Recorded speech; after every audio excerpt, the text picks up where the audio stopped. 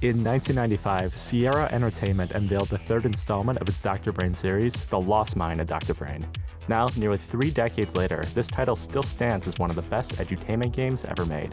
I'm Alex, and this is Retro Tech Dreams. Sierra pioneered the graphic adventure genre with titles like King's Quest and Leisure Suit Larry becoming household names. Following the critical successes of Castle of Dr. Brain and The Island of Dr. Brain, Sierra was riding high. So what did they do for the third title in the Dr. Brain series? They made it even better. Sierra's developers wanted a game that was more of a mental muscle workout. They wrote, "We would settle for nothing less than to create a totally fun brain workout." And they got it.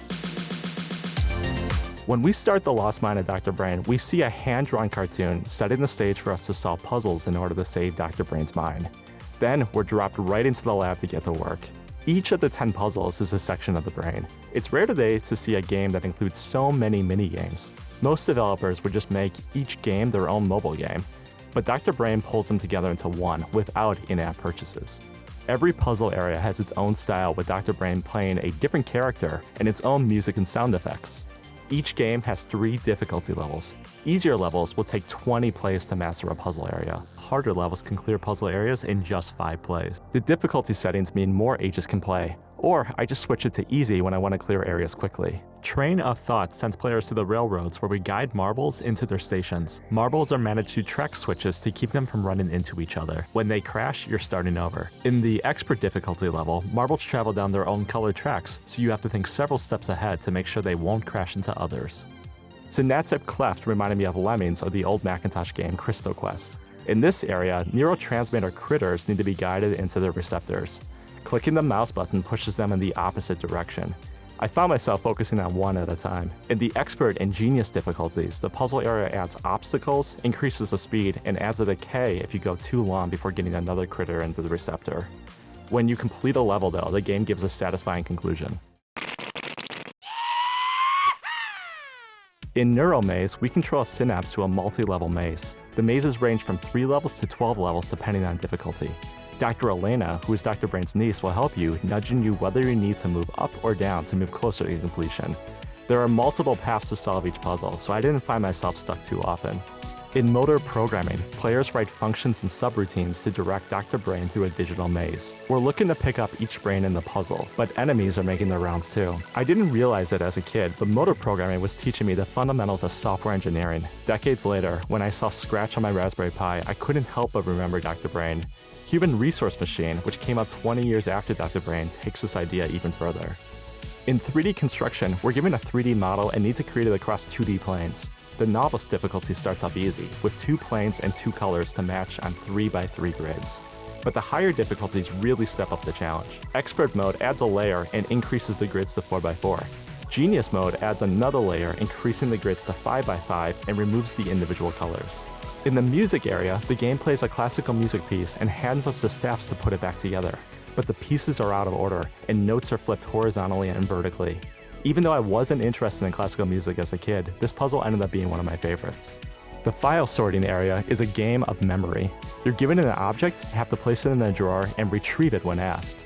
On higher difficulties, drawers randomly trade places, so you'll need to not just remember where you stored them, but where they moved to while being given new items to store.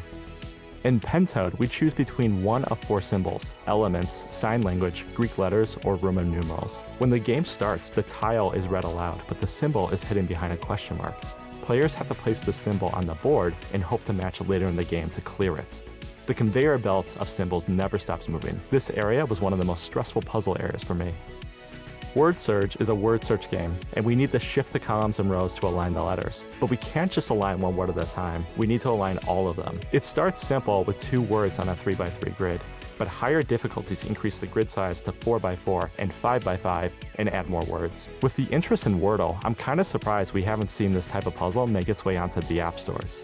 After completing all of the games, you unlock a bonus level called Dreamland. It's more of a casual game than a new puzzle, which is exactly the experience I wanted after beating each level. Even after the final cutscene, I didn't want to stop playing this game. I jumped back to replay my favorite areas, upping the difficulty too.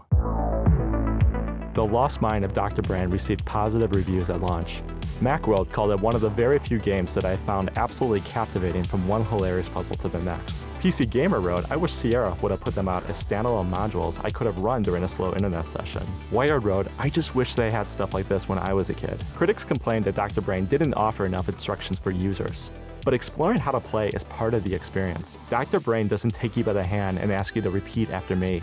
It throws you into the deep end, but with hints that pop up when you get stuck, plus sliding levels of difficulties, you still feel within reach of the edge of the pool when it gets too difficult. Like Sierra's point-and-click adventure games, when you finally figure out a puzzle, it doesn't feel like a random guess. The solution feels obvious, to the point where you'll be asking yourself why you didn't think of that sooner.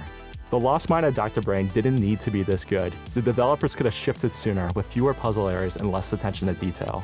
But that's not how Sierra does things, and we're left with one of the best edutainment games ever made. Thank you so much for watching. This is my first YouTube video, and I had to learn Premiere and After Effects to put it together. If you like this video, please consider hitting the like and subscribe buttons, and if you have ideas for more retro videos, be sure to comment them down below. See you in the next one.